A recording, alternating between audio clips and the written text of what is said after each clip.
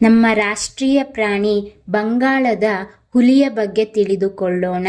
ಬಂಗಾಳದ ಹುಲಿ ಭಾರತ, ಬಾಂಗ್ಲಾದೇಶ, ನೇಪಾಳ ಮತ್ತು ಭೂತಾನ್ ದೇಶಗಳಲ್ಲಿ ಕಂಡುಬರುವ ಹುಲಿಗಳ ಪ್ರಮುಖ ಉಪಪ್ರಭೇದವಾಗಿದೆ. ಇದು ಹುಲಿ ಜಾತಿಯಲ್ಲಿಯೇ ಹೆಚ್ಚು ಸಂಖ್ಯೆಯಲ್ಲಿ ಕಂಡುಬರುವ ಪ್ರಭೇದವಾಗಿದ್ದು, ಭಾರತದಲ್ಲಿ ವಿಶೇಷವಾಗಿ ಅರಣ್ಯ ಪ್ರದೇಶಗಳಲ್ಲಿ ವಾಸಿಸುತ್ತದೆ.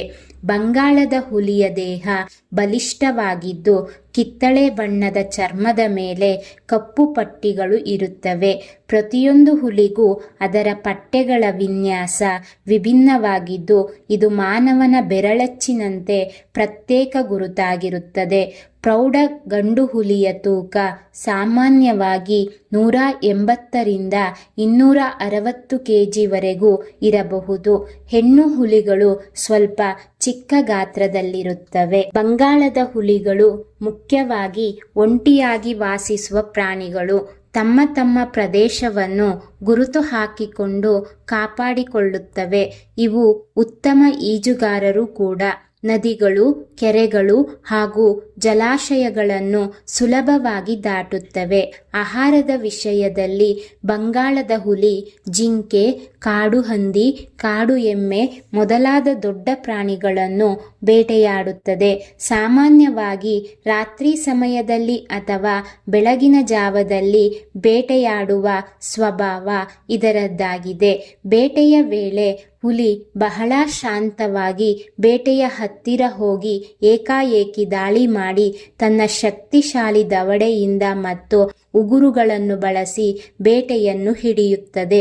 ಹುಲಿಯ ದೃಷ್ಟಿ, ಶ್ರವಣ ಶಕ್ತಿ ಮತ್ತು ವಾಸನೆ ಗ್ರಹಿಸುವ ಸಾಮರ್ಥ್ಯ ಅತ್ಯಂತ ಉನ್ನತ ಮಟ್ಟದಲ್ಲಿದ್ದು, ಕತ್ತಲಲ್ಲಿಯೂ ಚೆನ್ನಾಗಿ ನೋಡಬಲ್ಲದು. ಬಂಗಾಳದ ಹುಲಿಯ ಸಂತಾನೋತ್ಪತ್ತಿ ವರ್ಷ ಪೂರ್ತಿ ನಡೆಯಬಹುದು.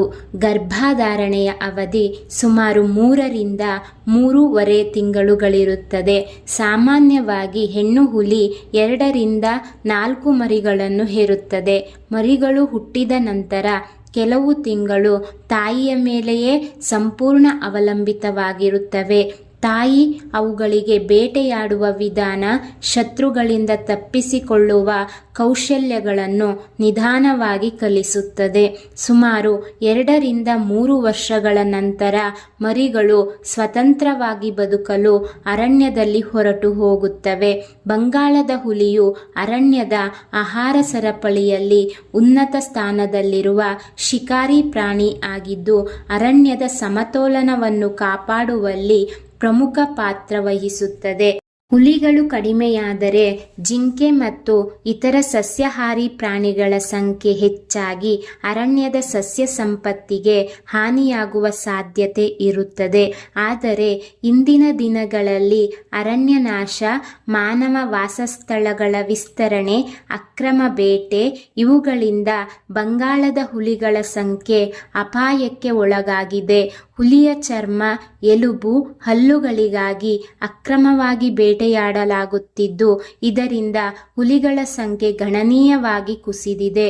ಇದನ್ನು ತಡೆಯಲು ಭಾರತ ಸರ್ಕಾರ ಮತ್ತು ವಿವಿಧ ಅರಣ್ಯ ಸಂರಕ್ಷಣಾ ಸಂಸ್ಥೆಗಳು ಹುಲಿ ಸಂರಕ್ಷಣೆಗೆ ಹಲವಾರು ಕ್ರಮಗಳನ್ನು ಕೈಗೊಂಡಿವೆ. ಭಾರತದಲ್ಲಿ ಹುಲಿಯನ್ನು ರಾಷ್ಟ್ರಪ್ರಾಣಿ ಎಂದು ಘೋಷಿಸಲಾಗಿದೆ. ಇದರಿಂದ ಹುಲಿಯ ಮಹತ್ವ ಮತ್ತು ಸಂರಕ್ಷಣೆಯ ಅಗತ್ಯತೆಯನ್ನು ಜನರಲ್ಲಿ ಅರಿವು ಮೂಡಿಸಲಾಗಿದೆ. ಅರಣ್ಯ ಪ್ರದೇಶಗಳಲ್ಲಿ ಹುಲಿ ಸಂರಕ್ಷಿತ ಪ್ರದೇಶಗಳು ಮತ್ತು ರಾಷ್ಟ್ರೀಯ ಉದ್ಯಾನವನಗಳನ್ನು ಸ್ಥಾಪಿಸಿ ಅರಣ್ಯ ರಕ್ಷಕರ ಮೂಲಕ ನಿರಂತರ ಮೇಲ್ವಿಚಾರಣೆ ನಡೆಸಲಾಗುತ್ತಿದೆ. ಜೊತೆಗೆ ಗ್ರಾಮಸ್ಥರಲ್ಲಿ ಜಾಗೃತಿ ಮೂಡಿಸುವ ಕಾರ್ಯಕ್ರಮಗಳು, ಅರಣ್ಯಕ್ಕೆ ಹತ್ತಿರ ವಾಸಿಸುವ ಜನರಿಗೆ ಪರ್ಯಾಯ ಜೀವನೋಪಾಯ ವ್ಯವಸ್ಥೆಗಳು ಒದಗಿಸುವ ಮೂಲಕ ಮಾನವ ವನ್ಯಜೀವಿ ಸಂಘರ್ಷವನ್ನು ಕಡಿಮೆ ಮಾಡುವ ಪ್ರಯತ್ನಗಳು ನಡೆಯುತ್ತಿವೆ. ಒಟ್ಟಾರೆ ಬಂಗಾಳದ ಹುಲಿ ಕೇವಲ ಒಂದು ಪ್ರಾಣಿ ಮಾತ್ರವಲ್ಲ, ಅದು ಅರಣ್ಯದ ಆರೋಗ್ಯದ ಸೂಚಕವಾಗಿದ್ದು ನಮ್ಮ ನೈಸರ್ಗಿಕ ಪರಂಪರೆಯ ಅಮೂಲ್ಯ ಪ್ರಭೇದವಾಗಿದೆ. ಈ ಮಾಹಿತಿ ಉಪಯುಕ್ತವಾಗಿದ್ದಲ್ಲಿ ಶೈಕ್ಷಣಿಕ ಸಂಗ್ರಹಗಳು ಯೂಟ್ಯೂಬ್ ಚಾನಲ್ ಅನ್ನು ಸಬ್ಸ್ಕ್ರೈಬ್ ಮಾಡಿ ಹಾಗೂ ಶೇರ್ ಮಾಡಿ. Thank you for watching this video.